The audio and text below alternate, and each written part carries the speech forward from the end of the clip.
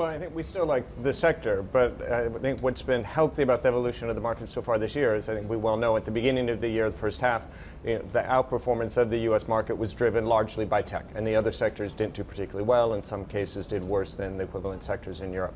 After this really very strong earnings season, even better than expected after the tax cuts, you've seen a more broad-based rally, talking about the Dow actually advancing instead of just the tech sector. So I think we still like tech. We think that the long-term outlook is still quite positive, but we feel better now about the outlook for the other sectors because you do want most of the parts of the market advancing, not just one to drag everything up. Because the question comes to the fore too, Kokou. If there happened to be a sell-off and we're all waiting for the end of the cycle turn of markets, how would tech perform? We've seen some of the excess shaken out of the market, but is there more that's gone back in there? And would tech provide any form of a safe harbor for investors?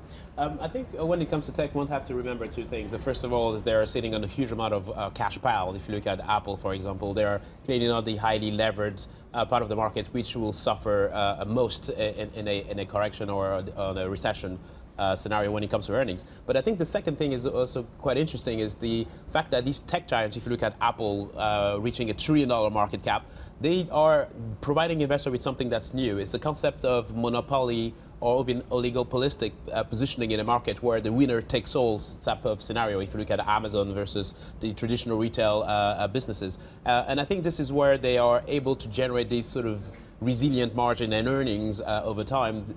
That is disruptive to the way some of these economies have been going. But they're still consumption related, aren't they? I mean, we talk about Amazon. If you see a cooling in sentiment, if there happened to be a recession, surely, given the big exposure to consumers, there would be some impact on those earnings, not to mention social media, which derive their income from advertising.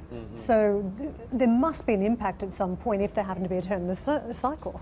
Yeah, I would still view them as cyclical stocks. This is a cyclical sector. So when we do get to the recession, in the U.S. likely before anywhere else, you're exactly right. Consumer demand, business demand is going to fall. It's a recession that's going to hit tech companies, even if they have a nice 5-year outlook for their earnings growth. In that period of time, they're going to be like all the other cyclical sectors, I'd imagine.